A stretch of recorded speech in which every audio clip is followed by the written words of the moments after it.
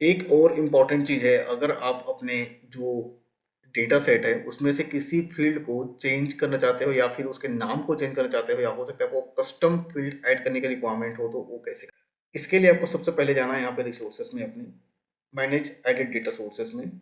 उसके बाद आपको जाना है, जिस डेटा सेट को आपको चेंज करना है, जिस फील्ड के नाम को चेंज करना है, वहाँ पे आपको जाना है एडिट में। ठीक है, और यहाँ पे है आपका डायमेंशंस, जो जो डायमेंशंस है, जो जो आपका फील्ड है, उनको चेंज आप कर सकते हो।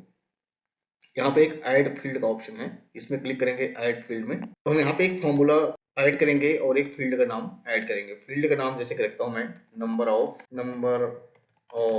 लीड्स। ठीक है, ये वाली फील्ड यहाँ पे फिलहाल नहीं है कहीं पे भी, तो इसको हम ऐड करते हैं। अब यहाँ पे क्या करना है आपको, नंबर ऑफ लीड्स कैसे मिलेंगी, तो काउंट लिखना है आपको, काउंट। तो ये फॉर्मूला इस तरीके से यहाँ पे काम करता है। काउंट किसका चाहिए आपको, काउंट। यहाँ पे मुझे चाहिए काउंट इसका टाइम स्टैम्प का। तो मैं इसमें टाइम स्टैम्प जो कॉलम है यहाँ पे, इसको सेलेक्ट कर सकता हूँ इस तरीके से, और इसको सेव कर दूँ। जब आपका जो फॉर्मूला है वो करेक्ट होगा तो यहाँ पे इस तरीके से दिखाएगा, ये फॉर्मूला सिंटैक्स इज वैलिड, और इसको सेव कर सकते हो।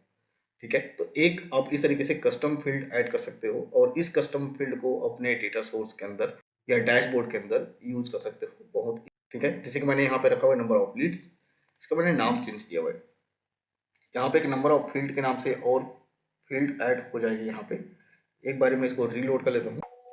ओके, तो मेरे पास है जो कंट्री में मैंने ऐड किया था, यहाँ पे नंबर ऑफ लीड्स ये आ चुका है, इसको मैं यूज कर सकता हूँ। ठीक है, यहाँ पे रिकॉर्ड काउंट की जगह नंबर ऑफ लीड्स, तो जो काउंट है उतना ही रहेगा, क्योंकि फर्क नहीं पड़ रहा है। मैंने यूनिक नंबर लिया है सिर्फ टाइम स्टैम्प का। ठीक है, जो 1457 है इतना ही होना चाहिए। अगर मैं इसको भी चेंज करूँ, ठीक है, और इसके जो डेटा सोर्स है इसको चेंज करते हैं, हम कंट्री वाला रखते हैं। कंट्री वाले पे था नंबर ऑफ लीड्स, तो इसको मैं चेंज करता हूँ नंबर ऑफ लीड। तो इस तरीके से आप इसको इजी तरीके से कोई भी कस्टम फील्ड ऐड करके यहाँ पे चेंजेस कर सकते हो, ऐड कर सकते हो, कोई भी फील्ड इंसर्ट कर सकते हो। ठीक है, और अपने डैशबोर्ड में वो चीज़ें ऐड करना शुरू कर सकते हो। यह तरीका कस्टम फील्ड ऐड करने का।